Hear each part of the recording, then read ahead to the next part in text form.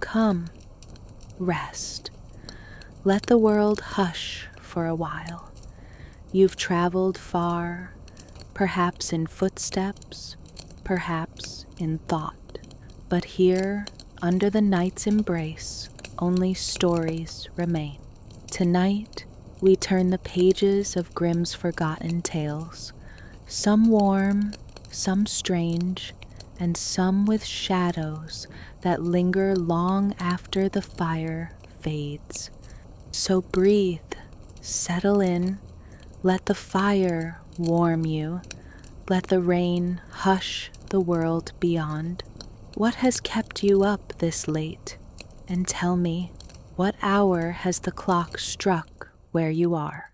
Shall we begin? Our first tale tonight is one of mischief and fortune, of a simple soul who, by chance or by charm, found himself the keeper of a golden goose. There was once a man who had 3 sons. The eldest was strong, the second was clever, and the youngest. They called him the simpleton. They laughed at him, mocked him, ignored him. His brothers walked ahead of him. His father spoke over him. His mother barely looked at him. And so, though he was kind, though his heart was gentle, he was always the last to be chosen, the last to be heard, the last to be loved. One day, the eldest son wished to go into the forest to chop wood. His mother packed him a flask of wine, deep red and rich, and a pancake, soft and warm. "Do not go hungry," she told him. And so, with his axe upon his shoulder, he went.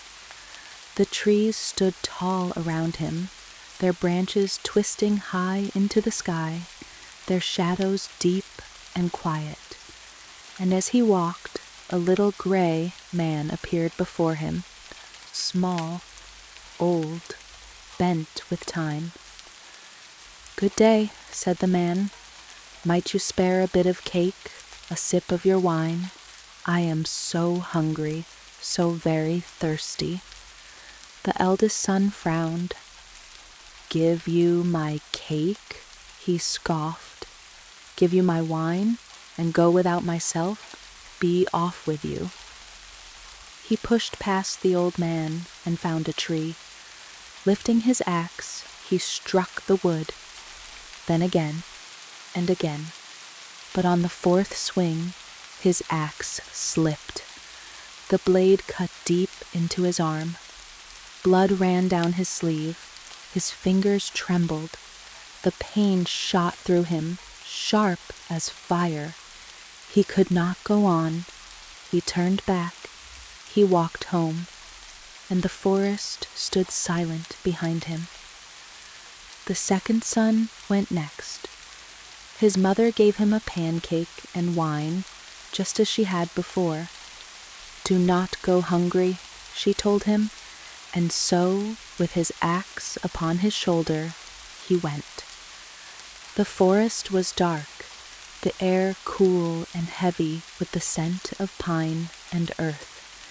And as he walked, a little gray man appeared before him. "Good day," said the man. "Might you spare a bit of cake, a sip of your wine? I am so hungry, so very thirsty." The second son snorted. "What I give you, I lose myself," he said. "I have no food for beggars. Be off with you." He walked past the old man and found a tree. Lifting his axe, he struck the wood, then again and again. But on the 4th swing, his axe slipped. The blade cut deep into his leg. Pain rushed through him, sharp and sudden. He fell to the ground. He could not go on. And so he turned back. He walked home, and the forest stood silent behind him. Then the simpleton spoke. "Father," he said, "let me go into the forest to chop wood." His father sighed. "Your brothers have been hurt. Give it up, boy. You know nothing of such things." But the simpleton begged again and again, until at last his father waved him away. "Go on then," he muttered. "You'll only learn by experience." His mother gave him a cake, but it was made with only water and flour baked in the ashes. She gave him a flask, but it held only sour beer, and so, with his axe upon his shoulder, he went. The trees whispered as he passed, their branches swaying in the wind, and as he walked, a little gray man appeared before him. "Good day," said the man. "Might you spare a bit of cake, a sip of your flask? I am so hungry, so very thirsty." The simpleton paused. He looked down at the rough cake in his hands, the sour beer in his flask. "It is not much," he said, "but if that is good enough for you, sit with me, and we shall share it." And so they sat. But as the simpleton took out his plain cake, it became a rich pancake, golden and warm. And as he lifted his sour beer, it became deep red wine, fragrant and smooth. The old man smiled, and when they had eaten, he placed a hand upon the simpleton's shoulder. "You have a kind heart," he said, "and for that, luck shall follow you. There, beneath that old tree, cut it down. At its roots, you will find something." And then he was gone. The simpleton rose. He took his axe. He cut the tree once, twice. On the third strike, the tree groaned, and with a heavy shudder, it fell. There, in the roots, a goose, but not an ordinary goose. Its feathers shone like gold, each one smooth and gleaming in the sunlight. The simpleton laughed, lifting it into his arms, and he set off toward the nearest inn where he would spend the night. But the moment he arrived, 3 pairs of eyes turned toward him. 3 daughters of the innkeeper, their gazes fixed upon the golden goose. Curious, eager, greedy. The eldest thought, "I shall take just 1 feather." And when the simpleton left the room, she reached out her hand, but the moment her fingers touched the goose, she stuck fast.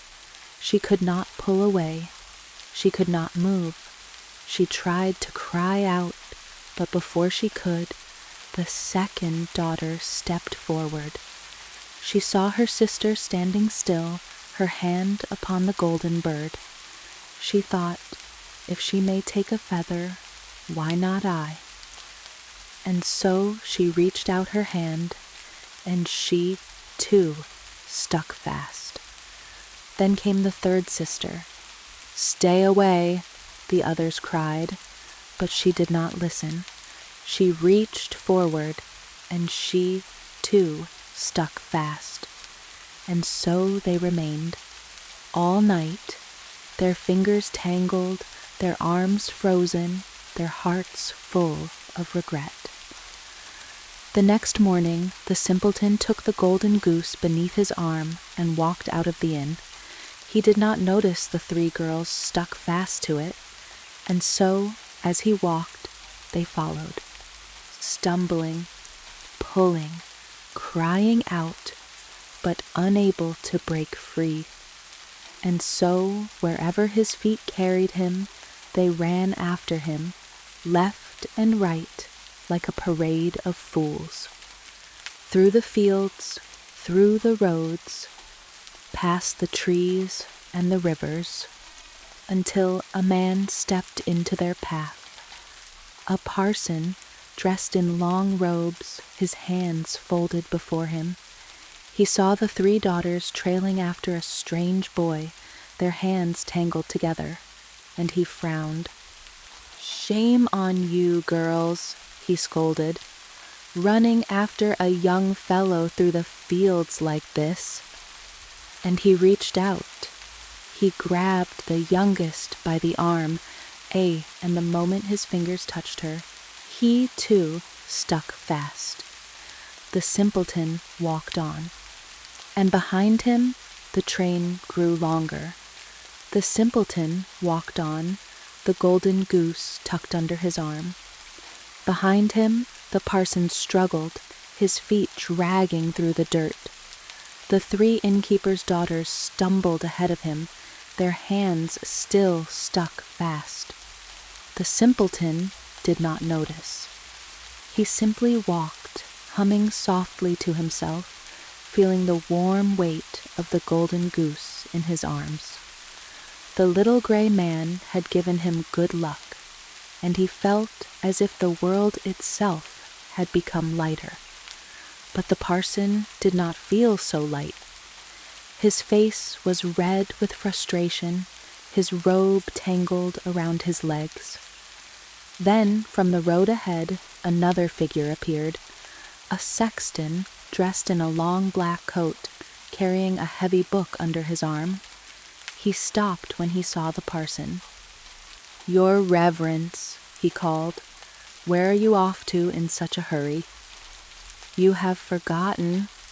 There is another christening today." The parson tried to shake his head. "Stay back," he warned, but the sexton had already reached for his sleeve, and the moment he touched the parson, he stuck fast. Now they were 5. The simpleton walked on, and behind him the train grew longer.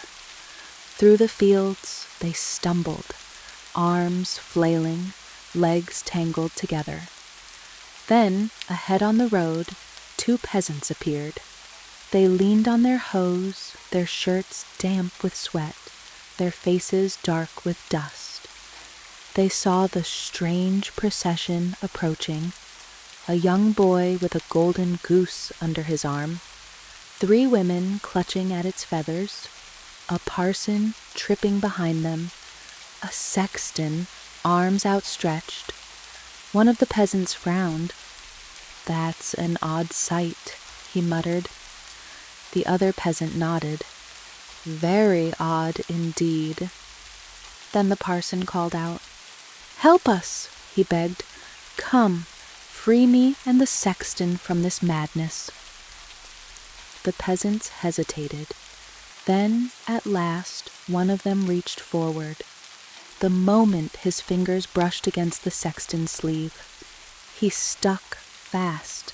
His companion grabbed his arm, and he, too, stuck fast. Now they were 7. The simpleton walked on, and behind him the train grew longer. They reached the city gates, their tangled steps awkward and desperate. But the simpleton did not stop.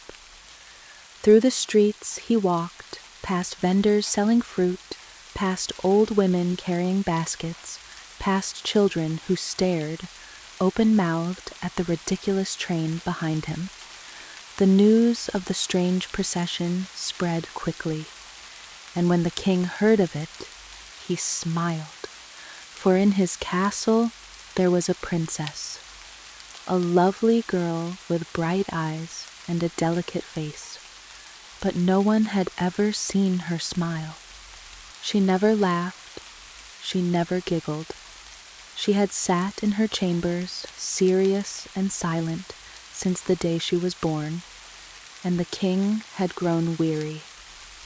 So he had made a promise. "Whoever can make my daughter laugh shall have her hand in marriage." Many had tried. Jesters with bells on their hats, dancers who spun and leapt, poets who spoke of love and beauty. But she never smiled, never laughed, never even gasped in amusement. The king sighed, shaking his head. "No one will succeed," he muttered. But then he heard the procession coming. He walked to the balcony, looking down at the street below, and there, a boy with a golden goose under his arm, a parade of fools stumbling behind him, arms flailing, legs tangled, eyes wide with panic. The parson, the sexton, the peasants, the 3 daughters all wailing as they tumbled forward, unable to pull away. And there, at the window of the tower, the princess looked down. She blinked, she tilted her head, her lips parted, and then she laughed. At first, just a small sound, then louder, brighter, until she could not stop. The halls of the palace rang with her laughter, and the king's eyes went wide. "It is done," he said. "She has laughed." He turned to his guards. "Bring the boy forward. He shall have his reward." The simpleton stood before the king. He held the golden goose, its feathers gleaming. The princess sat beside her father, wiping tears of laughter from her eyes, and the king, his smile faded, for now he saw who had won. A simpleton, a boy with no wealth, no titles, no clever mind, a boy whom nobody had respected. And he frowned. This was not the son-in-law he had imagined. And so, though he had made a promise, he placed a new challenge before the simpleton. "You may have my daughter," he said, "but first bring me a man who can drink up a whole cellar of wine." The simpleton nodded, for he knew where to go. He left the castle. He walked through the streets. He walked beyond the city walls. He walked through the fields, past the golden wheat, past the bending rivers, back to the place where he had first felled the tree. And there, sitting on a fallen log, his face drawn with despair, was a man. A large man with a broad chest and hands like shovels, but his eyes were hollow. The simpleton stepped forward. "What troubles you?" he asked. The man sighed. "I have the greatest thirst in the world," he groaned. "Water does not agree with me. I have already drunk an entire cask of wine, but what is a drop like that? My throat is dry, my stomach burns. I shall never be satisfied." The simpleton smiled. "Come with me," he said. And the thirsty man rose from the log. He followed the simpleton back to the castle, his footsteps heavy and slow. And when they reached the king's wine cellar, the man looked upon the vast barrels of wine. His eyes gleamed. He sat before them, and he drank. He drank and drank and drank, his hands gripping the barrels, his lips never leaving the rim. The wine ran down his throat like water down a riverbed, and before the sun had set, the cellar was empty. The thirsty man sighed with satisfaction. "At last," he murmured, "I am full." The simpleton turned to the king. "I have brought your man," he said. The king's mouth tightened, for he did not want to give his daughter to a simpleton, and so he placed another challenge before him. "You must bring me a man who can eat an entire mountain of bread." But the simpleton only smiled, for he knew where to go. The simpleton did not hesitate. He turned from the castle and walked through the fields, past the golden wheat, past the bending rivers, back to the place where he had first felled the tree. And there, sitting upon a rock, his hands clutching his belly, was a man. A great, round man, with broad shoulders and a thick beard. But his face was twisted with hunger. The simpleton stepped forward. "What troubles you?" he asked. The man groaned. "I have the greatest hunger in the world," he said. "I have eaten a whole bakehouse full of bread, but what use is that? My stomach is empty. I have strapped myself together so that I do not collapse from hunger, but still I starve." The simpleton smiled. "Come with me," he said, and the hungry man rose from the rock. He followed the simpleton back to the castle, his footsteps slow and heavy, his hands pressing to his empty stomach. When they reached the courtyard, the king stood waiting, and before them, stacked as high as the palace walls, was a mountain of bread. Every grain of wheat in the kingdom had been baked into loaves. Every oven had burned. Every mill had spun. The king was sure that no man could eat it all, but the hungry man only sighed with relief. At last, a meal worthy of his hunger, he sat before the mountain, and he ate. Loaf after loaf, roll after roll, crusts crumbled beneath his teeth. Bread vanished into his belly. His hands worked quickly, his jaw never slowed, and by nightfall, the mountain was gone. The hungry man sighed with satisfaction. At last, he murmured, "I am full." The simpleton turned to the king. "I have brought your man," he said, but the king's face was pale, for he still did not want to give his daughter to a simpleton. And so he placed one final challenge before him. "You must bring me a ship," he said, "that can sail upon land and water." He thought, surely this was impossible, but the simpleton only smiled, for he knew where to go. He walked through the fields, past the golden wheat, past the bending rivers, back to the place where he had first felled the tree. And there, sitting upon a stump, his long coat wrapped tight around him, was the little gray man. His eyes were bright, his smile knowing. "You have done well," the old man said. The simpleton bowed his head. "I have eaten for you," the gray man continued. "I have drunk for you. And now I shall give you the ship."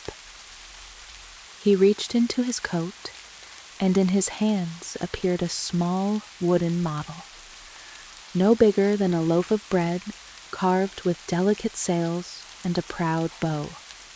The simpleton took it, his fingers running over the smooth wood, but the moment his hands closed around it, it grew, larger and larger, unfolding like a dream, until before him stood a great ship, gleaming beneath the sunlight. The hull was strong and bright, the sails full though no wind blew, and the simpleton stepped aboard. The ship moved forward, not only upon the rivers, but upon the grass, upon the earth, upon the roads. It sailed through fields and forests, over hills and valleys, until it reached the castle gates. And the king could say nothing more. He had made a promise, and now, at last, he had no more excuses. The simpleton had won. The wedding was grand and bright, filled with laughter and joy. The princess smiled, her face shining with happiness. The people cheered, for they had never seen their king's daughter so full of life. And the simpleton, he stood tall beside her, for he was no longer just the simpleton, no longer mocked, no longer pushed aside. He had shown kindness, and kindness had carried him far. And when the king at last grew old and passed away, it was the simpleton who took the throne, and he ruled wisely, and he ruled well, and he and his wife lived long and happily together. The enchantress had 3 sons. They loved each other well, as brothers should, but their mother did not trust them. She watched them with suspicion, her mind twisting dark thoughts, her heart poisoned by fear. She convinced herself that they sought to steal her power, that they would one day rise against her, and so she did a terrible thing. The eldest she changed into an eagle, a great bird forced to dwell in the mountains where the wind howled and the rocks stood sharp as knives. He was often seen sweeping across the sky, circling high above the peaks, his cries lost in the endless blue. The second she changed into a whale, a beast of the deepest ocean where the light could not reach, where the waves swallowed the sky. He was seen only when he spouted water into the air, a fleeting glimpse before he vanished beneath the surface once more. Each of them could take human form for only 2 hours a day. No more, no less. The 3rd son watched in fear. He knew that if he stayed, his fate would be the same. She would turn him into a raging beast, a creature of fur and fangs, a bear perhaps, or a wolf. And so he ran. He had heard whispers of a cursed princess, a girl of great beauty, trapped in the castle of the golden sun, awaiting her deliverance. But the curse was a deadly one. Many had tried to free her. 23 young men had already gone to their deaths, failing the trials set before them. Only one more could make the attempt, and then no others would be allowed to try. But the youngest son had no fear, and so he set out in search of the castle of the golden sun.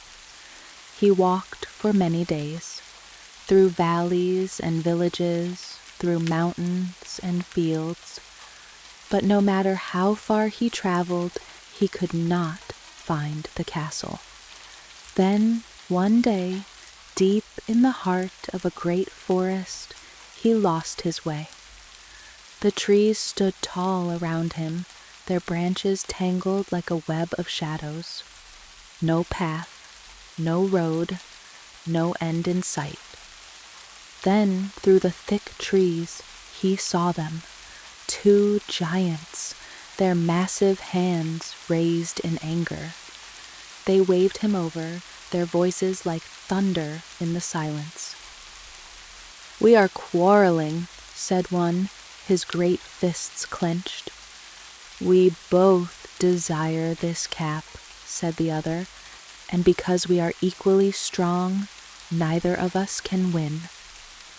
The young man raised an eyebrow. "Why quarrel over a simple cap?" he asked. "You do not understand," one giant rumbled. "This is no ordinary cap," the other growled. "It is a wishing cap. Whoever wears it may wish himself anywhere, and in an instant he will be there." The young man's heart quickened. A wishing cap. This was the answer he had been seeking. "Give me the cap," he said, "and I will settle the matter. I will stand at a distance, and when I call you, you must race to me. The one who reaches me first shall own the cap." The giants agreed, and so the young man took the cap, walked a short distance, and when he turned his back, he forgot the giants entirely. For as soon as the cap was upon his head, he thought of the princess. He thought of the golden castle. He sighed from the depths of his heart and whispered, "If only I were at the castle of the golden sun." And the moment the words left his lips, he was there. He stood upon a high mountain before a great golden gate. The castle gleamed before him, its towers reaching for the sky. He stepped forward. Room after room he passed through, his footsteps echoing against the marble floors. Then, at last, he found her, the princess. He gasped, for she was hideous. Her face was ashen gray, lined with deep wrinkles. Her hair was red as rust, tangled and lifeless. Her bleary eyes held no light, only sorrow. "Are you," he whispered, "the princess whose beauty is praised by all the world?" She lowered her head. "This is not my true form," she said softly. "Human eyes see only my curse. But if you wish to know my real face, look into this mirror." She placed a small mirror in his hand. He lifted it, and there, the most beautiful maiden on earth, golden hair, soft as silk, eyes deep as the ocean, full of sadness and longing. Tears rolled down her cheeks. The young man's breath caught in his throat. "How can you be freed?" he asked. "Tell me what I must do." She hesitated. Then at last she spoke. "There is only one way," she said. "The enchanter who holds me here, his power lies in a crystal ball. Whoever takes the ball and holds it before him will destroy his magic, and I shall be free." The young man nodded. "Where is the crystal ball?" she sighed, pressing a hand to her heart. "So many have died trying to claim it," she whispered. "I do not wish you to be the next." "Nothing can keep me from trying," he said. "Then listen well," she said. "When you leave the castle, go down the mountain. There, by the spring, you will find a wild bull waiting for you. You must fight it, and if you are lucky enough to slay it, then from its body will rise a fiery bird. This bird carries within it a burning egg, and inside the egg, like a yolk, lies the crystal ball. But be warned, the bird will not drop the egg unless it is forced to do so. And if the egg falls upon the ground, it will burn everything to ash. Even ice itself will melt, and with it, the crystal ball will be lost forever." The young man set his jaw. "Then I shall not fail." He left the castle. The mountain wind howled around him, but he did not waver, and when he reached the spring, there stood the wild bull. It snorted and bellowed, its hooves tearing the earth. With a mighty roar, it charged. The young man dodged the first blow, the second. Then, with one swift strike, he plunged his sword into the beast's heart. The bull let out a terrible cry, then fell, and from its body rose the fiery bird. It screamed as it shot into the sky, its wings blazing with fire.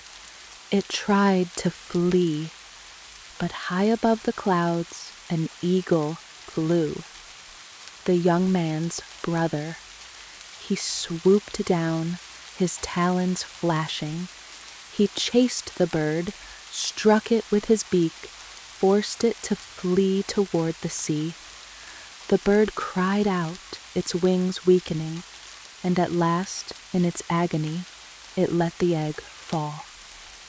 The young man watched in horror, for it did not fall into the sea. It fell toward a small hut upon the shore. At once, the thatched roof began to smoke, flames licking at the wood. But then a wave rose from the sea. As high as a house, it crashed over the hut, drowning the flames. The young man's other brother, the whale, had sent the water forth, and when the flames died, the young man rushed forward. He found the egg, its shell cracked, and inside, unbroken, lay the crystal ball. The young man held the crystal ball in his hands, feeling its warmth pulse beneath his fingers. Inside, light swirled like fire, flickering as if alive. This was the source of the enchanter's power, the heart of his dark magic. With this, the princess would be free. And so, without hesitation, he turned back toward the castle. The golden towers rose before him, the gates swinging open as if they had been waiting for him all along. He walked through the halls, his footsteps steady, his grip firm, and there, at the top of the highest tower, the enchanter stood waiting. The old sorcerer's face was shadowed beneath his dark hood, his hands folded before him. His eyes glowed like coals in the dark. "You have done well," the enchanter said, his voice like a whisper of wind through dry leaves.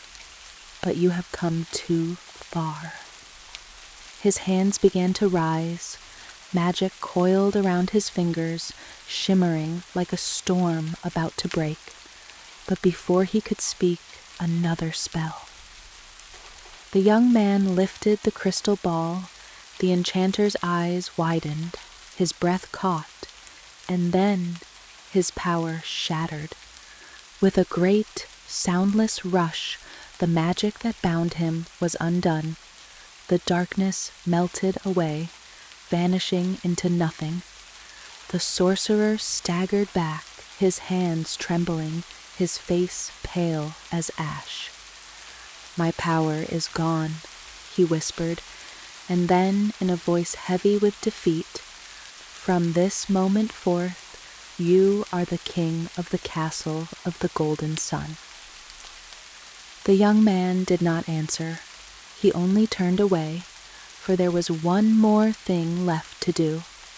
He hurried down the long, winding staircases, through the halls of gold and marble, and at last he reached her. The princess stood in the same place as before, but when she turned to face him, she was no longer the creature of ash and sorrow. Her hair shone like spun gold, cascading over her shoulders. Her eyes were bright, deep as the ocean. Her lips curved into a smile, warm as the sun itself. She was, at last, herself. Tears welled in her eyes, but this time they were not of grief. "You have freed me," she whispered, and he, overcome with joy, took her hands in his. They exchanged rings, a vow of love and triumph, and the castle, once a place of dark magic and despair, was bathed in golden light once more. But his task was not yet complete, for his brothers still remained cursed, and now, with the enchanter's power broken, there was only one thing left to do. He returned to the high tower, where the last traces of the enchanter's magic still lingered in the air. He held the crystal ball aloft, and as he did, he called out their names. The eagle, soaring high above the mountains, felt a pull in his chest. His wings faltered, his body shuddered, and in a rush of light he became a man once more. The whale, drifting through the deep ocean, felt the waves calm around him. He rose from the water, and as he did, he too became human again. They returned to the castle, their hearts full of gratitude. They embraced their brother, their eyes filled with wonder. "You have saved us all," they said, and the youngest brother, now king of the golden sun, simply smiled. And so the kingdom flourished. The young man ruled with wisdom and kindness. His brothers stood by his side, free at last. The princess, his queen, was as radiant as the sun, and together they lived in peace, for the enchanter was no more, and the castle of the golden sun shone forever in light. There was once a little girl. She had no home, no mother to hold her close, no father to guide her hand. She had no bed to sleep in, no fire to warm her fingers. She had nothing left, nothing but the clothes on her back and a small piece of bread in her hand, given to her by a kind stranger.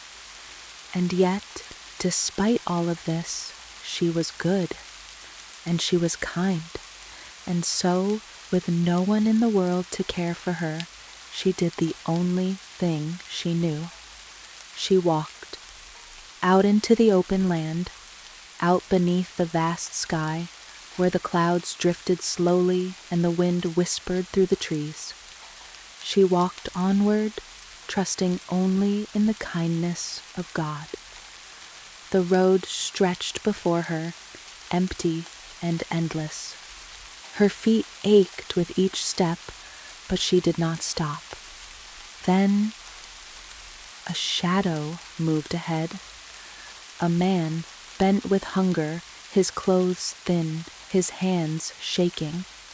He looked at her, his eyes hollow with need. "Ah," he murmured, "little one, have you anything to eat?" His voice was so weak, his fingers so thin. She looked down at the bread in her hands, her only food. Then, without hesitation, she held it out to him. "Take it," she said softly.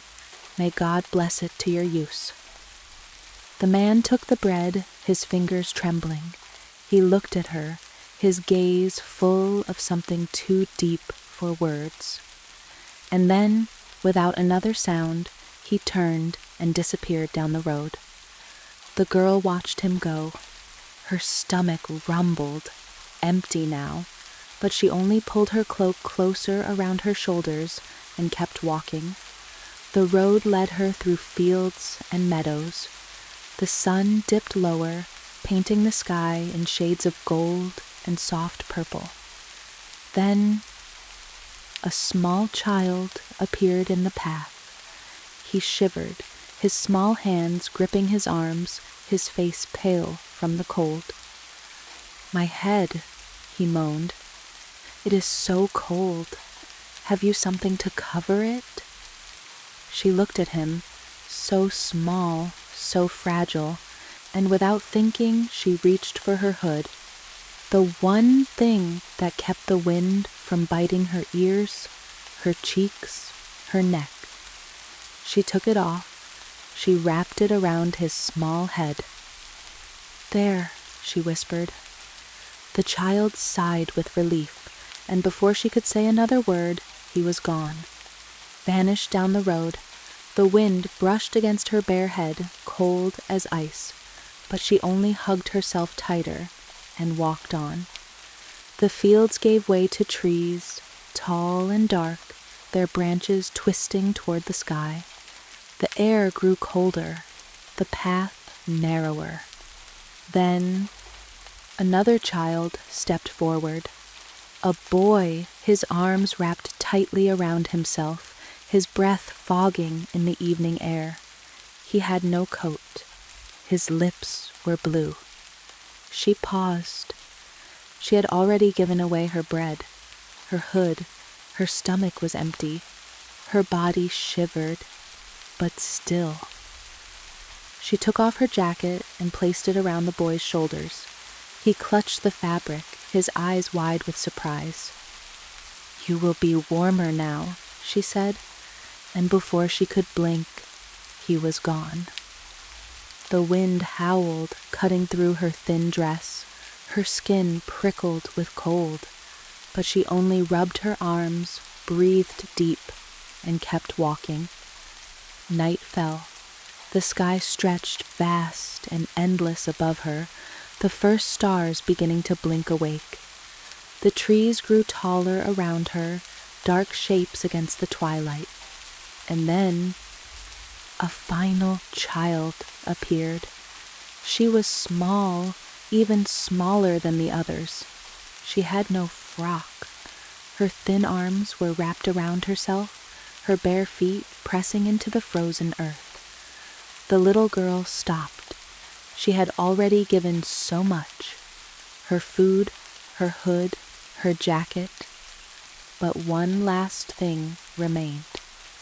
She looked at the child's bare skin, and she took off her own dress. She wrapped it gently around the girl's shoulders, tying it tight. "There," she whispered.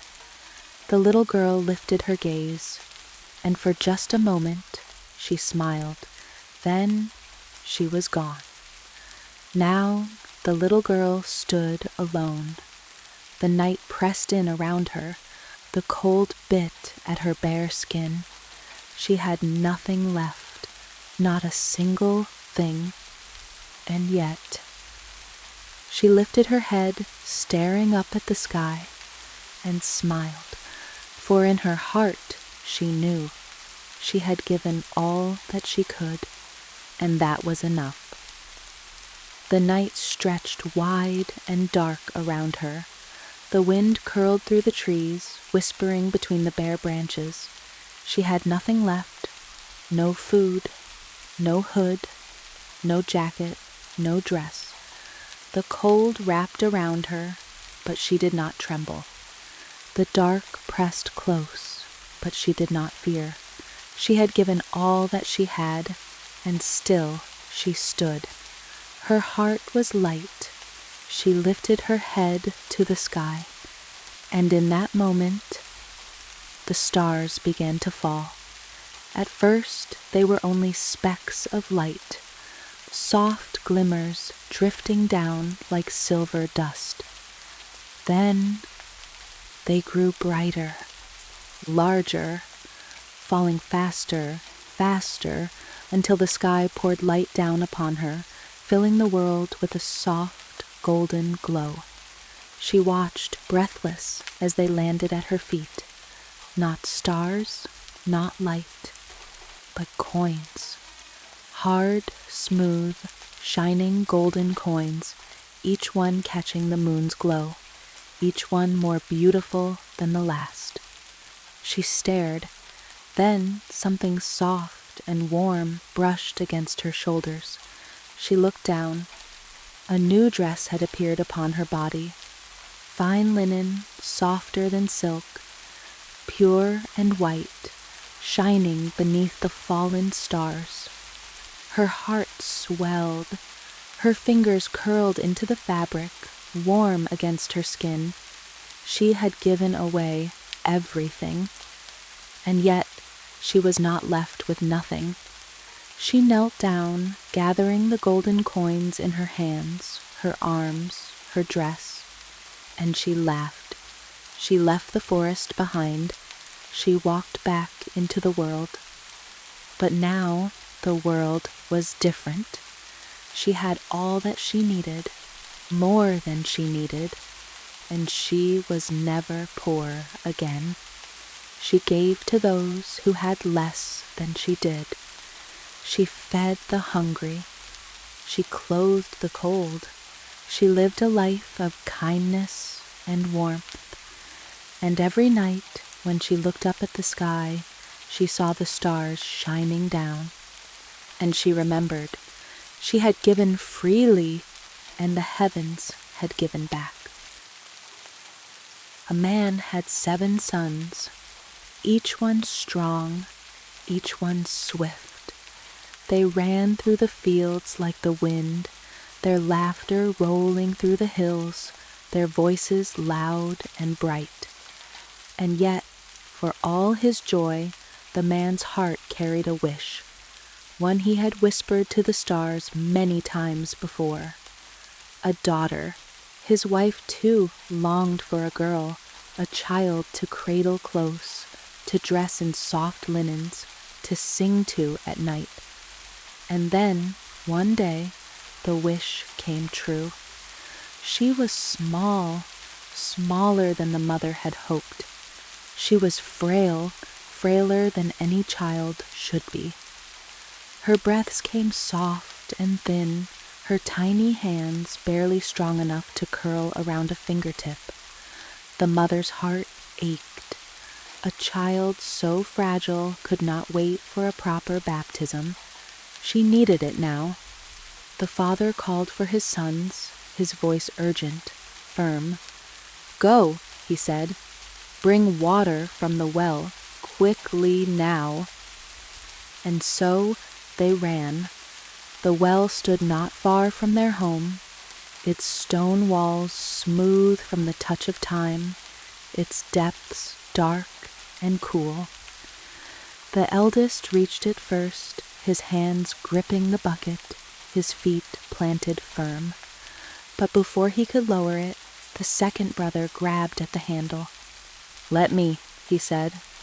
Then the third, the fourth, each one eager to be first, to be the one who saved their sister.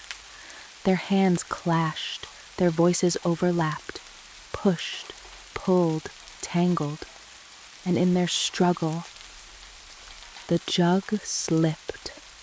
A single breath of silence. Then a splash. It fell deep into the well, swallowed by the dark waters below. The brothers froze. They stared down, breathless, waiting, but the jug did not return. And in that moment, fear crept into their hearts. Not one of them dared to move. Not one of them dared to go home. The father waited. He paced the floor, his hands clenched behind his back. The child lay still, so still. She needed the water. Where were the boys? Minutes passed, then more. The father's worry turned to frustration, then to anger. "They have forgotten what I asked," he muttered. "They are playing, those godless boys."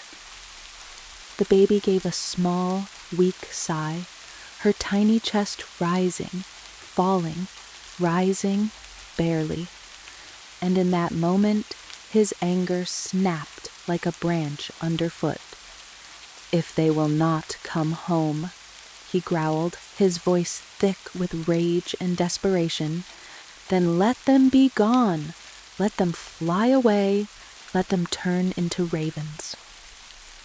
The moment the words left his lips, a rush of wind, a shudder in the air, and then a whirring above his head. He turned his eyes to the sky, his breath catching in his throat. There, rising above the house, 7 coal-black ravens, wings beating against the setting sun. His sons, gone. The mother cried for days. The father stood in silence. The curse could not be undone. And yet, when they looked upon their daughter, small, breathing, alive, they found comfort in her presence. She grew stronger each day. her frail frame filling out, her soft limbs learning to grasp, to crawl, to walk. Her laughter filled the home, her voice as light as the wind through the trees. And so the loss of the boys became a whisper, a secret tucked away behind closed doors, never spoken of. For years she did not know. She did not know that once there had been 7, that once she had not been alone. But secrets do not stay hidden forever. One day, passing through the village, she heard voices, low, murmuring. "Beautiful child," they said, "but a curse follows her." It was because of her that the 7 were lost. The girl stopped in her tracks. Her heart beat fast in her chest. What did they mean? 7? Who had been lost? That evening she went to her mother, her father. She asked, and this time they did not lie. They told her of the curse, of the well, of the 7 brothers she had never known.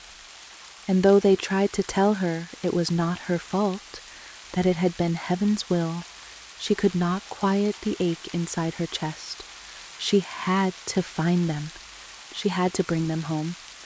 She took nothing but a ring from her parents, small, delicate, a token of home, a loaf of bread to ease her hunger, a jug of water to quench her thirst, and a little wooden chair to rest when her feet grew weary. She walked far, farther than she had ever walked before. Beyond the fields she knew, beyond the forests where the trees whispered secrets to the wind, beyond the rivers that shimmered like silver ribbons under the sky. She walked until the land changed beneath her feet, until the air grew strange and heavy, until she stood before the sun itself. The sun was too bright, too hot. Its flames licked at the sky, burning with a heat that made her skin prickle.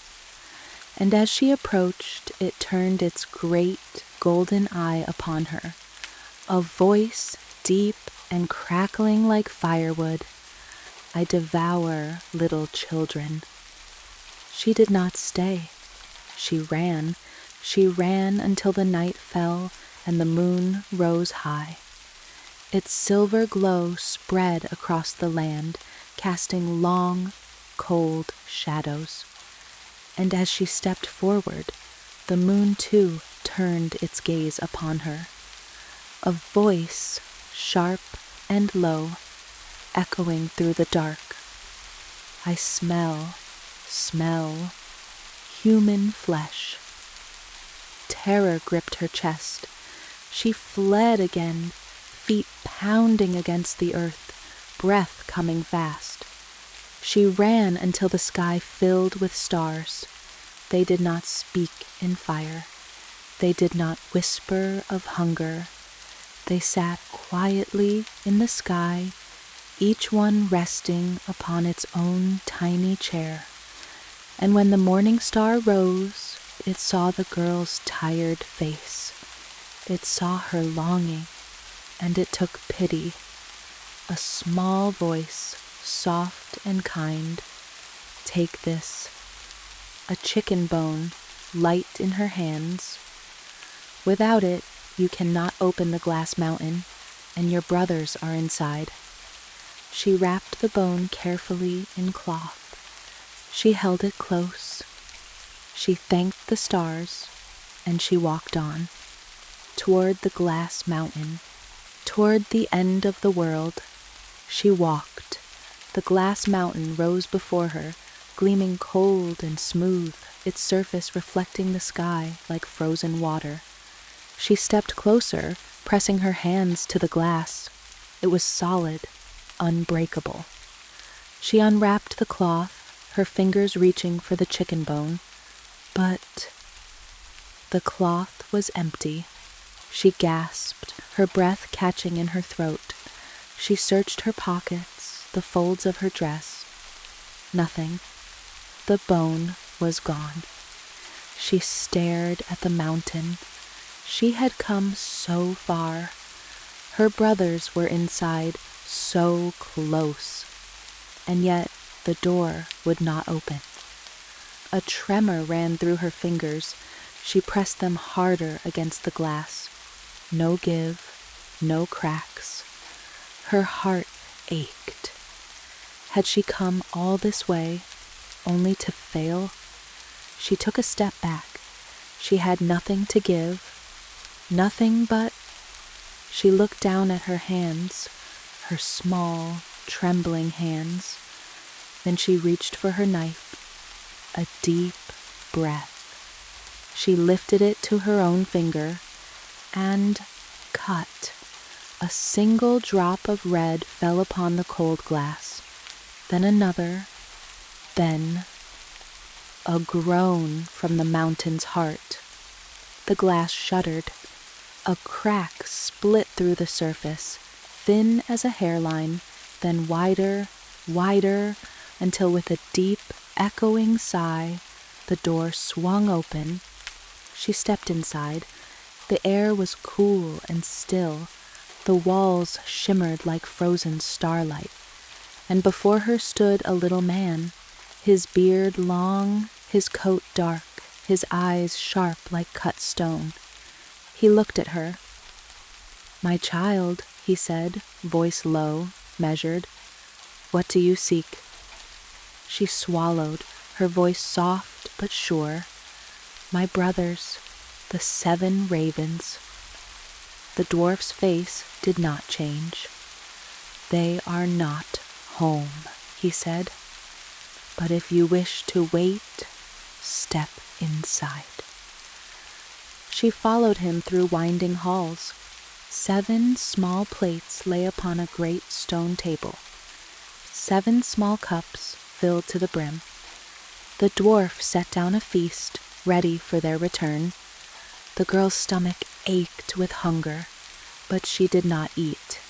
She only took a single bite from each plate, a single sip from each cup, and from the last cup. She reached into her pocket, fingers curling around the little ring she had carried all this way. She dropped it into the cup. Then she waited. A whirring in the air, a rush of wings. The dwarf turned his head. "The Lord Ravens are coming home." She stood still, heart pounding. She watched as they swept into the room, their dark wings folding as they landed. One by one, they took their places at the table. One by one, they reached for their plates. Then they stopped. A frown, a murmur. "Who has been eating from my plate? Who has been drinking from my cup?" It was a human mouth. A hush fell over them. Then the 7th raven lifted his cup, and there, at the bottom, gleamed the ring. His eyes widened. He turned to his brothers, and in a breathless voice he whispered, "God grant that our sister might be here. Then we would be set free." From behind the door, she stepped forward. 7 pairs of raven eyes turned to her. She held out her hands. "I am here," she whispered, and in that instant, a rush of wind, a shimmer of golden light. The feathers fell away, the wings vanished, and before her stood not ravens, not creatures of shadow, but 7 young men, her brothers, whole again, free. They stared at her, disbelieving, then laughing, crying, reaching for her. They embraced her, their voices tumbling over one another, their hands clutching her shoulders, her arms, as if afraid she would disappear. And she smiled, tears in her eyes, for she had done it. She had brought them home.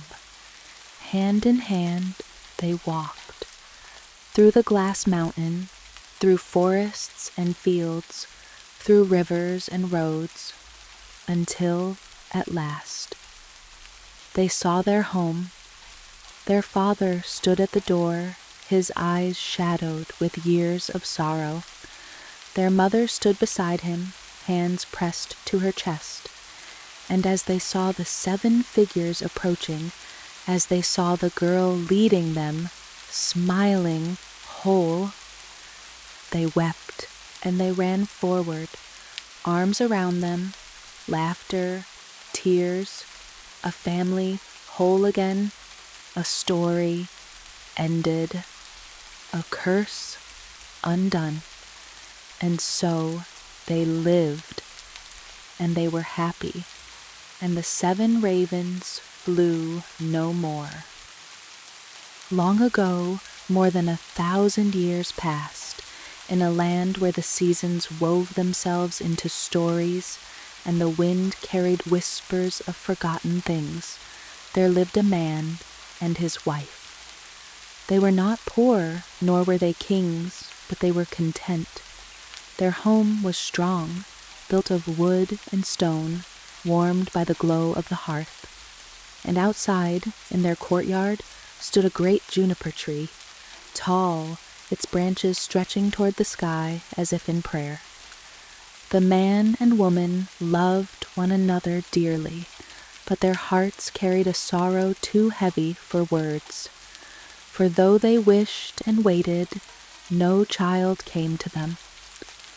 Night after night, the woman prayed in silence, her hands clasped beneath the cool glow of the moon. She whispered her hopes to the stars, to the earth, to the quiet rhythm of the seasons. But the years passed, and the cradle remained empty. Then, one winter's day, as snow lay thick upon the earth, the woman stood beneath the juniper tree. The air was crisp, carrying the scent of cold and pine. She held an apple in her hands, its red skin smooth beneath her fingers. With a small knife, she began to peel away the skin, the blade gliding easily over the fruit. Then, a slip, a sharp sting, a single cut. A drop of blood welled upon her fingertip, round and red as a berry. It fell, silent and slow, onto the snow below, where it shone like a jewel upon a white velvet cloth. She stared at it, mesmerized. A thought bloomed within her, so sudden, so deep, that it felt like a truth she had always known but never spoken. "Oh," she whispered, "if only I had a child as red as blood and as white as snow." And as she spoke the words aloud, a warmth spread through her chest, a strange, certain peace. She felt, for the first time in years, that her wish would come true. The wind rustled the branches above, as if the tree had heard her, as if it understood. She pressed her hand to her heart and closed her eyes. For the first time in a long time, she felt hopeful. Time passed. 1 month. The snow began to melt, turning the roads into rivers of slush, the fields into muddy beds. The sun lingered a little longer in the sky. The woman's face glowed with quiet excitement. 2 months. Green buds appeared on trees. The frost no longer kissed the earth each morning. The wind carried the scent of rain, fresh and new. The woman placed a gentle hand upon her stomach, as if she could already feel the life growing within her. 3 months. Flowers burst from the ground, bright and eager. Daffodils, crocuses, violets, and primroses. colors returning to the earth like an artist's brush upon a pale canvas. 4 months, the forests grew thick, their branches twining together, whispering in the wind. Birds sang, their voices bright with song. The woman's laughter joined them, lighter than it had been in years. 5 months. She stood beneath the juniper tree, her hands resting on its bark, inhaling its scent, sweet, earthy, ancient. Her heart swelled. She fell to her knees beneath its branches, overcome with something too big to name. Joy, anticipation, the feeling of standing on the edge of something wonderful. 6 months. The tree bore fruit, round and full. She plucked one, held it between her fingers. The skin was smooth, dark, rich with the scent of pine and resin. 7 months. She ate the juniper berries, one, then another, and another, until her hunger for them could not be satisfied. But soon after, she grew ill. Her body grew weak. The light in her eyes dimmed. She spent her days in bed, staring out the window, watching the branches of the juniper tree sway in the wind. 8 months. She knew. One evening, she took her husband's hand and whispered, "If I do not live, bury me beneath the juniper tree." Her husband held her hand tight. He did not wish to believe such words, but she only smiled, pressing his fingers to her lips. A knowing smile, a peaceful smile. And when the 9th month came, she bore a child, a son. His skin was as white as snow, his lips as red as blood. Perfect. She held him in her arms, her heart full, her eyes shining. Her body ached, her breaths grew shallow, but she smiled, and then she was gone. Her husband was heartbroken. He buried her beneath the juniper tree, as she had asked, and there he wept. For days, for weeks, he wept. The house was quiet. The fire burned lower, the air thick with grief. The baby slept in his crib, unaware of what had been lost. But time, that silent, tireless force, softened the sorrow. The man still wept, but he could bear it. And after some time, he remarried. His new wife was beautiful, strong, and wise in many ways. But when she looked upon the little boy, something in her heart twisted. She tried to love him. Truly she did. But when she looked at her own daughter, she felt only warmth. And when she looked at the boy, she felt something else. Something dark, creeping through her veins like ivy through stone. She ignored it, at first, but the feeling grew, like a shadow at dusk, stretching longer, darker, swallowing the light. And then, one day, she stopped fighting it. She let the darkness in. At first, the boy did not notice. He was small, full of light, with laughter like the tinkling of wind chimes. He would run through the house on bare feet, his bright eyes wide with wonder, his hands always reaching for the warmth of the fire, the curve of a wooden chair, the soft hem of his father's coat. But his stepmother's gaze followed him, heavy like a storm cloud. She never struck him, not at first. No, it was more subtle than that. When he reached for a second piece of bread at supper, her hand would pause, just for a moment, before handing it over. When he came inside from the cold, she would forget to warm his hands between hers, though she never forgot for her own daughter. And when she looked at him, there was something in her eyes, something he did not understand, but he felt it. Oh, how he felt it, like standing in the shadow of a great tree when the sun should have been shining. As time passed, the warmth of his childhood began to wither. She began to push him aside, a little at first, a nudge here, a stern word there. She found reasons to keep him busy, to keep him away from his father, to send him out into the cold air before dawn and not call him back until the sun was sinking low. And then the slaps came, small ones at first, quick, sharp, barely more than a flick of her hand. But they grew. A slap on the wrist became a shove against the doorframe. A scolding became a scream. And then, one day, he learned that the safest thing, the smartest thing, was to stay quiet, to not be seen.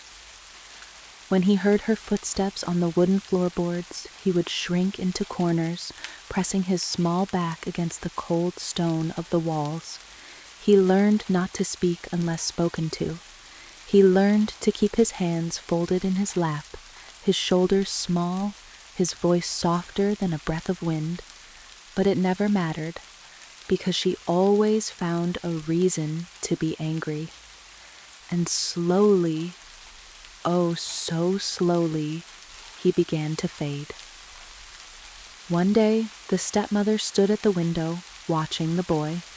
She gnawed at her lip, her fingers curling against the wooden frame. It isn't fair. That thought had taken root in her heart like a weed, choking out all else. He is always in the way. He will take what belongs to my daughter. And then the thought came, a dark, clever thought. The idea settled into her like a stone sinking into deep water, heavy and certain. And she knew. Oh, she knew exactly what she must do. Upstairs, she kept a great wooden chest with a lid so heavy it took 2 hands to lift. The chest was deep, dark inside like the hollow of a well, and she had an idea. She turned away from the window, her lips curling into a slow, careful smile. A pause. The wind outside sighs through the trees. A creaking sound, like the shifting of old wood, echoes faintly in the distance. That afternoon, her own daughter Marlene came into the kitchen. "Mother," she said, her voice bright and sweet, "may I have an apple?" The stepmother smiled. "Yes, my child." She walked to the great wooden chest, lifting its heavy lid. Inside lay a pile of apples, their red skins gleaming in the dim light. She reached inside, plucked one from the top, and handed it to her daughter. Marlene took the apple in her small hands, turning it over, admiring it. Then she looked up. "What about my brother?" she asked. "Doesn't he get one too?" A flicker of something sharp passed through her mother's eyes, but she only smiled. "Yes, of course," she said smoothly. "He shall have one too, when he comes home from school." And with that, she took the apple from Marlene's hands and tossed it back into the deep, dark chest, letting the lid fall shut with a heavy thud. Then she waited. At last, the boy returned home, his small hands pink from the cold. His stepmother stood by the door, smiling, a smile that did not reach her eyes. "My son," she said sweetly, "do you want an apple?" The boy hesitated. Something in her voice, something too soft, too kind, made his stomach tighten, but he was hungry. "Yes," he said quietly, "I would like an apple." She gestured to the chest. "Then go on," she said. "Take one for yourself." The boy stepped forward. The lid was heavy. He had to reach deep inside. And as he did, crack, the lid slammed shut. A sickening sound echoed through the room, and when the stepmother lifted the lid again, the boy's head had fallen into the apples. His small body lay limp, still, lifeless. The stepmother stared down at what she had done. Her heart thundered in her chest. Panic bloomed. She had not thought beyond this moment. She had not thought. For the first time in her life, she was afraid. Truly afraid. And then a plan formed. A wicked, terrible plan. She reached into the chest. Her hands did not shake. She tied a white silk scarf around the boy's lifeless neck, smoothing it gently, like a mother tucking in her child for bed. Then she placed him in a chair by the door. She curled his small fingers around an apple. And when Marlene came into the room, when she saw her brother sitting so strangely still, so pale, so silent, she frowned. "Mother," she said, "brother is sitting at the door. He looks so white, and he will not speak to me." The stepmother's voice was calm, steady. "Go to him," she said, "and if he will not answer, give him a little shake." Marlene obeyed. She walked to her brother, reached out a small hand and touched his shoulder. He did not move. She frowned. "Brother?" Still, he did not speak, and so she reached out and gave him a small, gentle shake. And at that moment, his head fell clean from his shoulders, and Marlene screamed. Marlene could not move.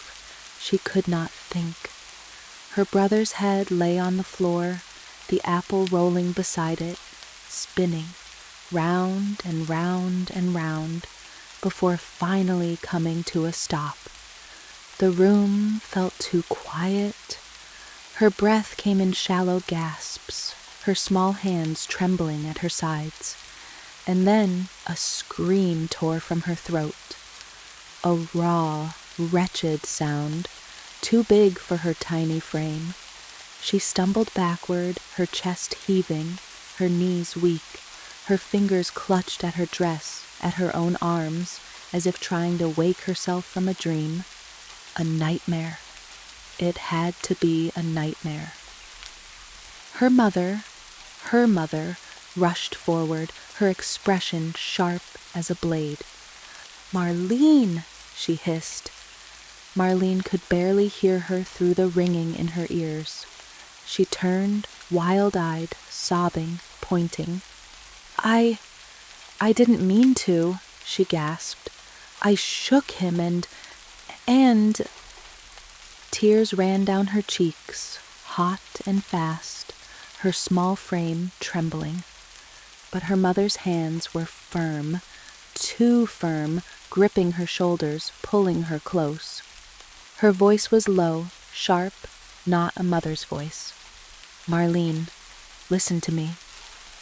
The little girl's chest hitched. She blinked up at her mother, waiting for comfort, for something, anything.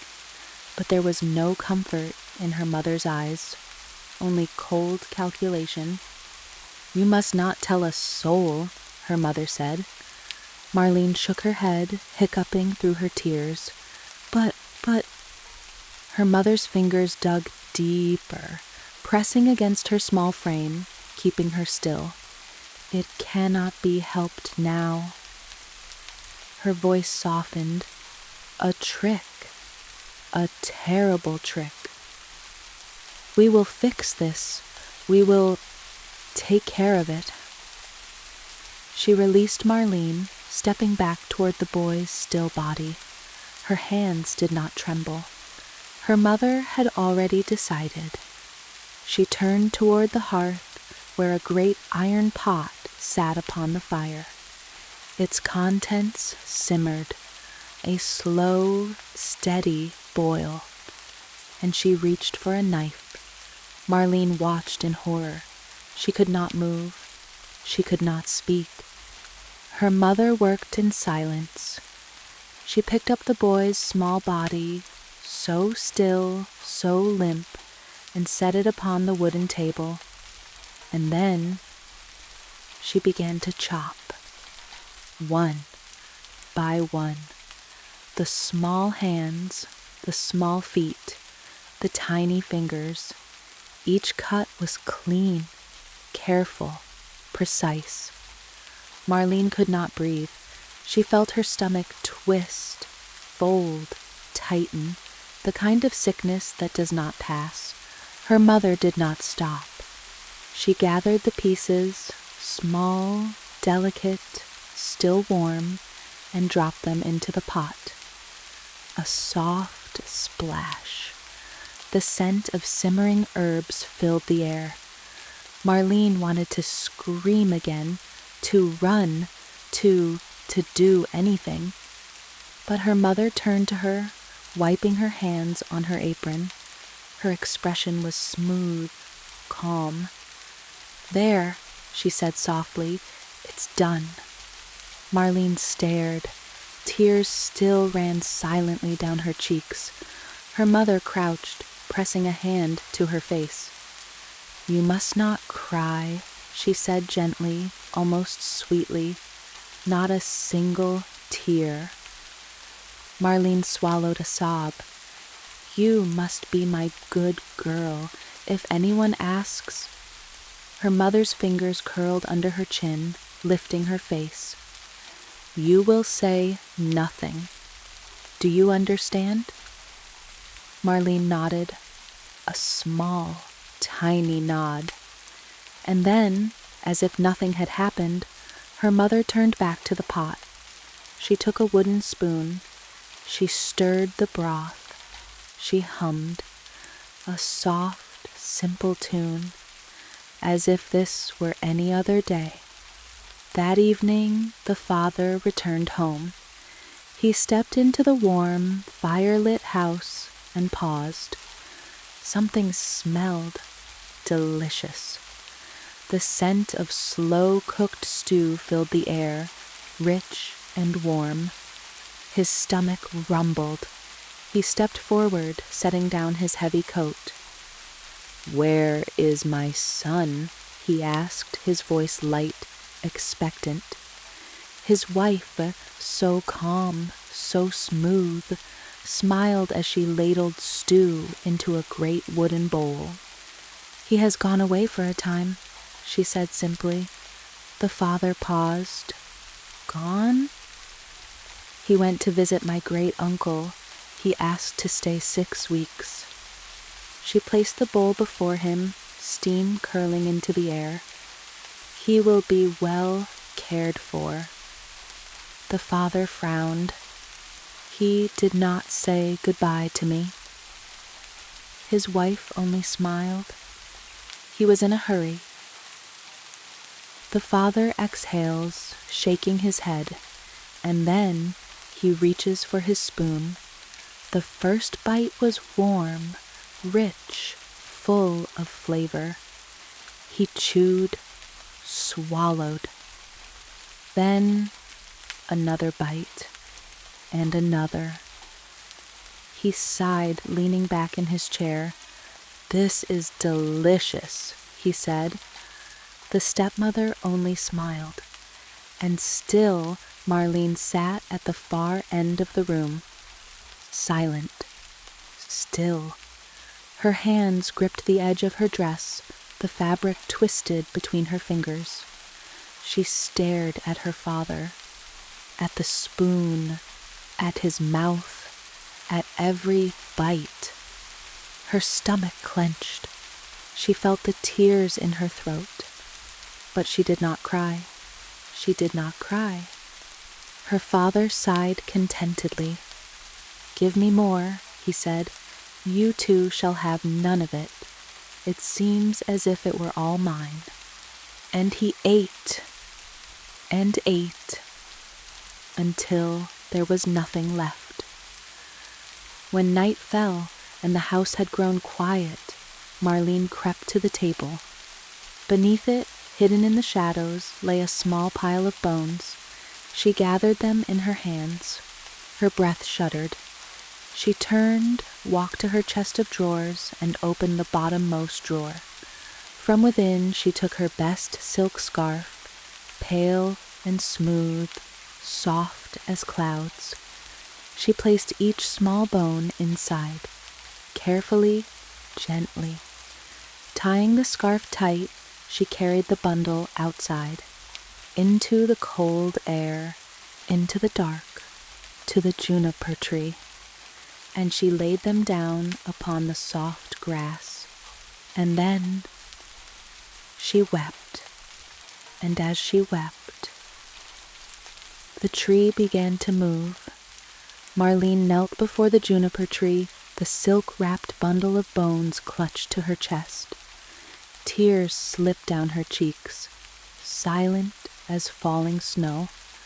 The night air was cool and still, the scent of pine thick around her. The branches above did not move, not with the wind, not with the weight of the world. They stood as if listening. She pressed her forehead to the ground. "I'm sorry," she whispered, her voice barely a breath. Then, with hands that trembled, she untied the silk scarf. Carefully, oh, so carefully, she placed each small bone upon the soft earth beneath the tree. And as the last one fell from her fingers, the wind stirred. A whisper, a hush, a breath through the branches above. Marlene lifted her head, blinking through her tears. The air around her thickened. The scent of the juniper tree grew stronger, sweeter, heavier, like warm resin, like earth after rain. She gasped, stepping backward, her small hands pressing to her chest. And then the ground shifted, a soft, slow movement beneath her feet. The soil, dark and rich, seemed to exhale as if waking from a long sleep. The tree shook. Its branches moved apart, then together again, like hands clapping in slow, deliberate rhythm. Marlene stared. The air shimmered. A thin mist, soft, glowing, golden, began to rise from the earth. It swirled and twisted, curling like smoke, wrapping around the tree trunk, reaching upward. And at its heart, a flicker of light. Small at first, then growing, pulsing, burning brighter, brighter, brighter, until from within the mist, from the heart of the juniper tree itself, a bird emerged. Marlene's breath caught in her throat. She had never seen such a bird before. It was not like the sparrows that hopped along the rooftops, nor was it like the crows that cawed from the trees. This bird was something else. Its feathers glowed red and gold, shimmering with light as if woven from the setting sun. Its wings stretched wide, their edges lined with streaks of emerald and deep sapphire blue. Its chest burned like an ember, pulsing with warmth, and its eyes, oh, its eyes, they shone like stars, bright and ancient, filled with something more than just sight. The bird spread its wings, and then it sang, a song that was not of this world. Low and mournful at first, rising like a wind through the trees, like a whisper through old stone. It was a lament, a cry, a sorrow too deep for words. But then it changed. The melody shifted, rising higher, twisting into something fierce, powerful, untamed. It was not just sorrow, it was truth. And as it sang, it rose higher, higher, higher into the sky. Its wings stirred the branches, sent leaves spinning to the earth below. And Marlene, small and trembling, watched as the bird flew toward the distant village. The bird flew far and wide, over rooftops, over forests, over rivers that glittered beneath the moon. It flew until it reached the house of a goldsmith. The goldsmith sat hunched at his workbench, hammering a fine golden chain, his fingers steady, his eyes sharp. Then he heard it, the bird's song drifting through his open window, a strange, beautiful song. The goldsmith paused. He set down his tools. He turned toward the sound, stepping carefully out into the street. And there, perched upon his rooftop, bathed in moonlight, was the glowing bird. The goldsmith felt his heart tighten. "Bird," he called, his voice filled with wonder. "Bird, how beautifully you sing." The bird tilted its head, its golden eyes flashing. "Sing for me again," the goldsmith said. "I will give you anything, anything you desire."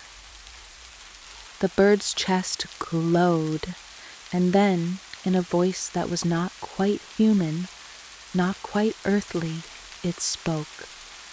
"I do not sing twice for nothing.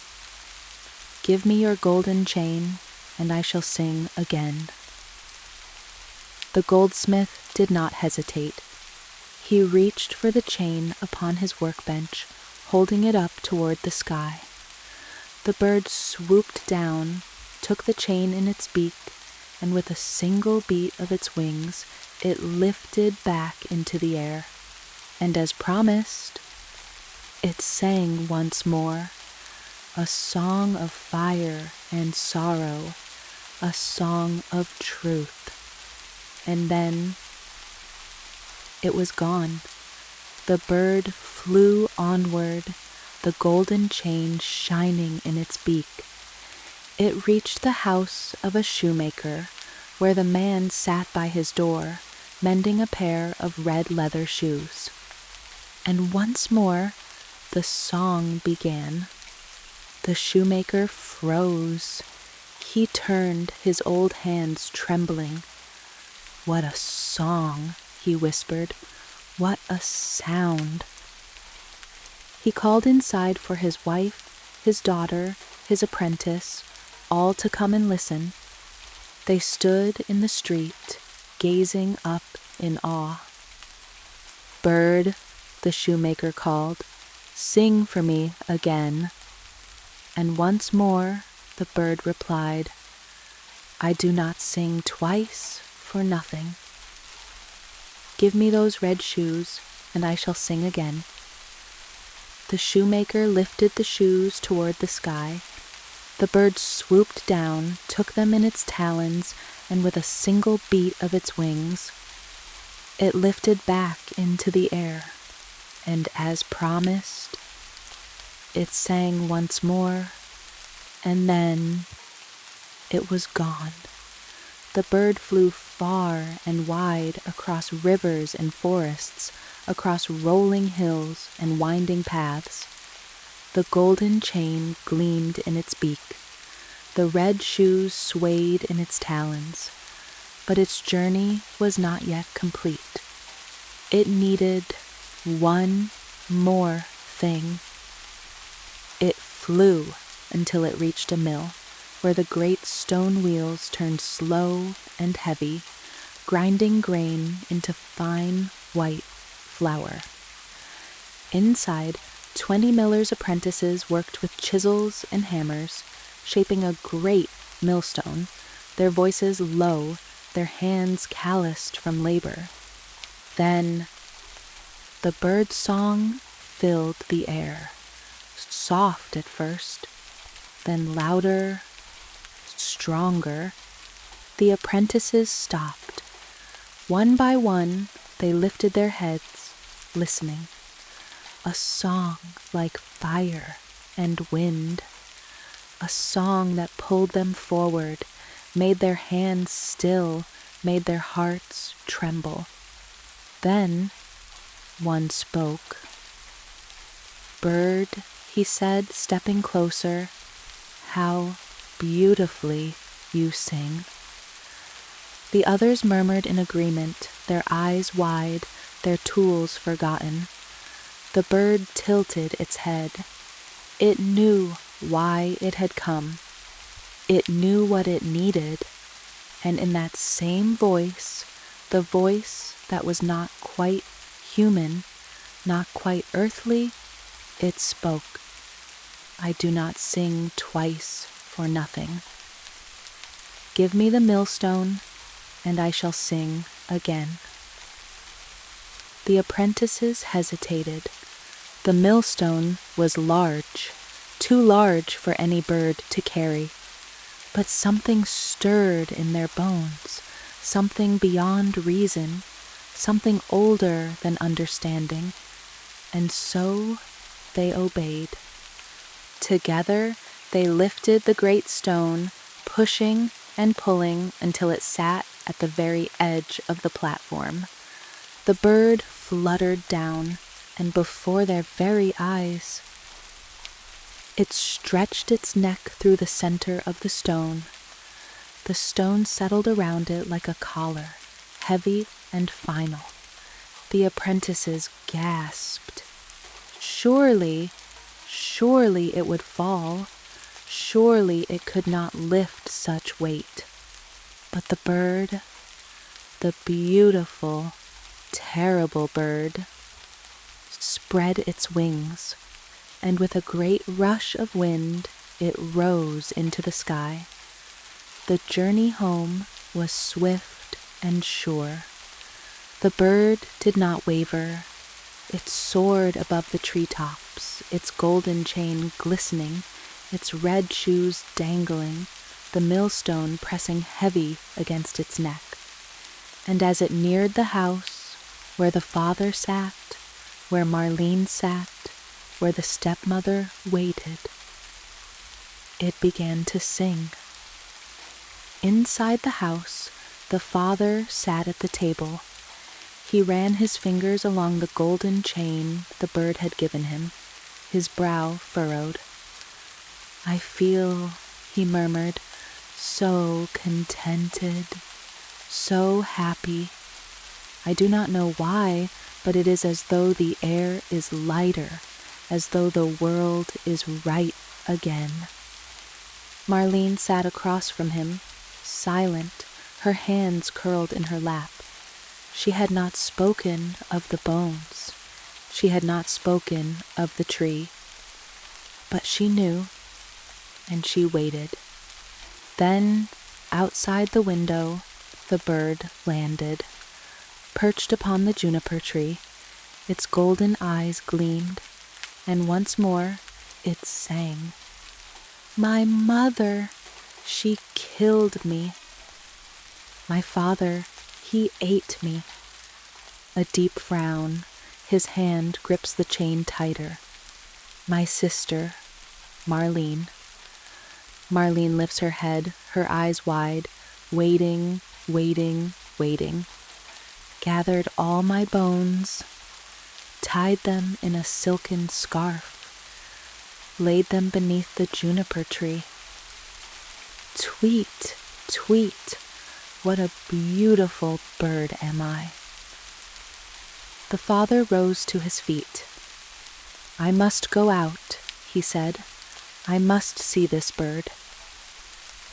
He stepped outside, standing beneath the great juniper tree, staring up at the creature before him. The bird tilted its head, and then It dropped the golden chain. It fell perfectly, settling around his neck like it had always belonged there. The father ran his fingers over it, marveling at its weight. "What a fine gift," he murmured. "What a fine bird." But inside the house, the stepmother trembled. She had known. She had felt it in her bones.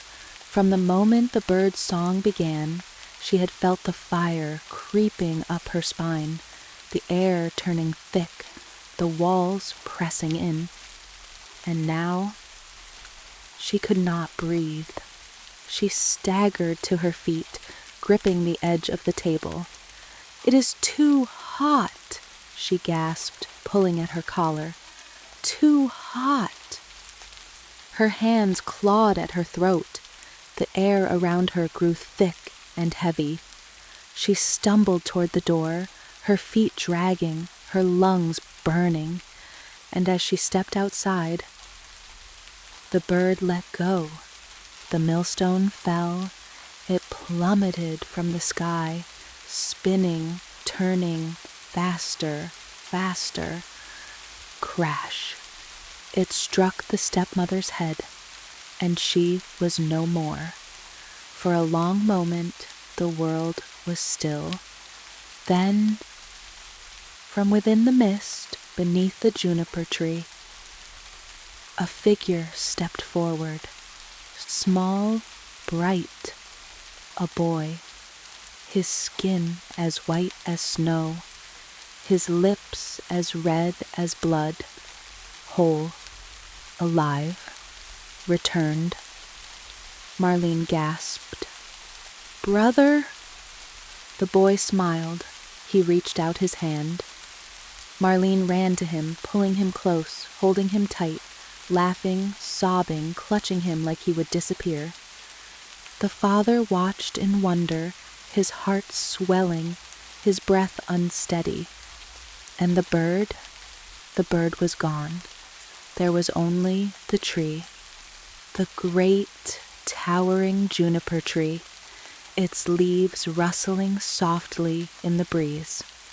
And so the story ends. The old dog, Sultan, lay stretched out in the sun, his bones aching with age. His fur, once thick and strong, had grown thin. His teeth, once sharp and fierce, were all gone. He could no longer bite, no longer chase away thieves, and because of that, his master had decided his fate.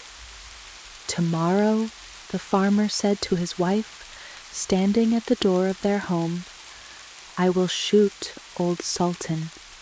He is no longer of any use." The wife, who had a kinder heart, frowned. "But he has served us for so long," she said. "He has been loyal and good. We could at least let him stay." The farmer snorted. "You are too soft," he said. "He has had a good life here. He has been fed well. But now he is nothing but a mouth to feed, and he cannot even scare off a thief anymore." Old Sultan heard everything. His ears twitched, his heart sank. Tomorrow would be his last day. That evening, when the sun had set behind the trees, old Sultan crept into the forest. He had a friend there, a wolf. They had known each other for many years, and now old Sultan went to him for help.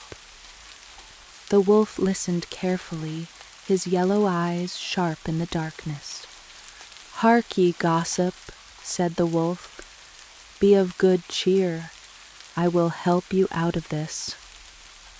Then the wolf leaned in closer, his voice low. "Tomorrow, your master will go to the fields with his wife to make hay," he said. They will take their little child with them, and while they work, they will lay the child down under the hedge in the shade. You must lie near the child as if you are guarding it. Then I will come out of the woods and take the child away." Old Sultan whimpered, "Steal the child?" "Not for long," said the wolf, his teeth flashing in a grin. "You must chase after me as if you are trying to save the child. I will let it fall, and you will take it back to your master. Then," the wolf continued, "your master will believe you are a hero, and he will never think of harming you again." Old Sultan thought for a moment, then he nodded. And so they made their plan. The next morning, the farmer and his wife went into the fields. Their little child played happily for a while, but soon grew sleepy. So they placed the child under the hedge in the shade and went back to work. Old Sultan lay down nearby, just as planned. Then, from the forest, the wolf appeared. His yellow eyes gleamed, his paws silent on the grass. He snatched the child and ran. The farmer turned and saw the beast running off with his child. His heart froze in terror. But before he could move, Old Sultan leapt up, barking furiously. He chased the wolf, running as fast as his old legs could carry him. He snapped his jaws. He growled. He rushed forward. The wolf dropped the child just as planned. Old Sultan picked it up gently in his mouth and carried it back to its parents. The farmer and his wife cried with relief.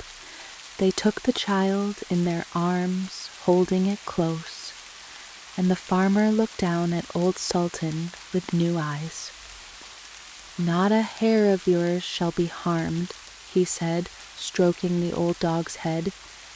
"You shall eat my bread freely for as long as you live." And to his wife he said, "Go home at once. Make Old Sultan a warm bread sop, something soft for him to eat. And bring the pillow from my bed. He shall lie upon it from now on." And so Old Sultan was saved, and he lived in comfort and peace. That evening, the wolf came to visit. He grinned, pleased that their plan had worked perfectly. "Well, friend," he said, "now that you are in your master's favor again, perhaps you could return the favor." Old Sultan tilted his head. "What do you mean?" The wolf licked his lips. "Next time I come to take one of the fat sheep, you will just look the other way, yes." Old Sultan's ears flattened. "I cannot do that," he said firmly. "I have sworn loyalty to my master." The wolf's smile faded. "You do not mean that," he growled. "I do," said Old Sultan, standing tall. The wolf narrowed his eyes. He turned and vanished into the trees. But before he left, he called back, "You will regret this, you scoundrel. Wait and see."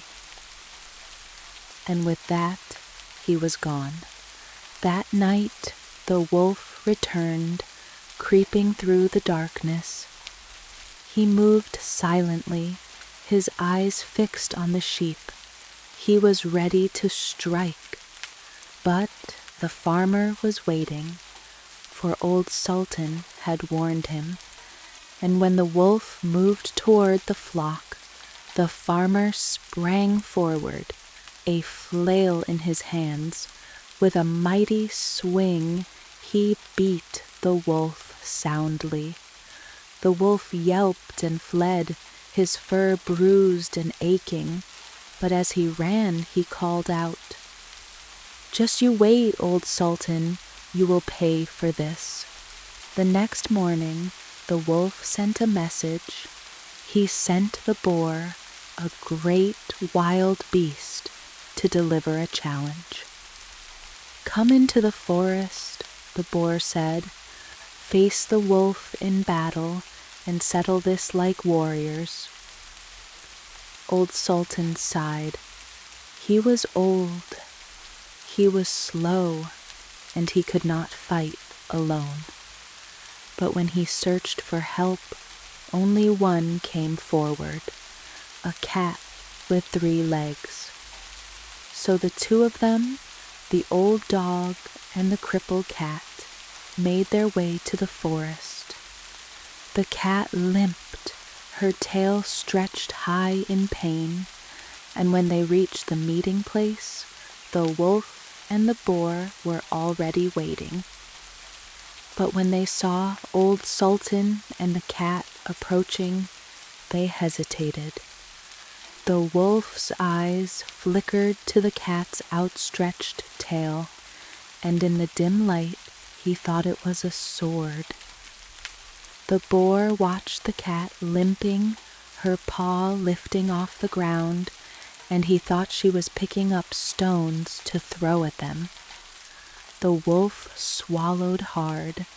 The boar took a step back, and in an instant, fear took hold of them. The boar leapt into the bushes, trying to hide, but his ear stuck out, twitching in the leaves. The cat saw it move, and thinking it was a mouse, she pounced. She bit down hard. The boar let out a scream and bolted from the trees. "The guilty one is up in the tree," he cried, fleeing as fast as he could. The dog and the cat looked up, and there, clinging to the branches, was the wolf, hiding, cowardly, ashamed.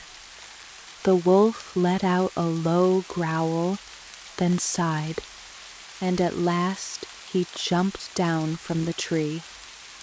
"You win, old Sultan," he muttered, shaking his head.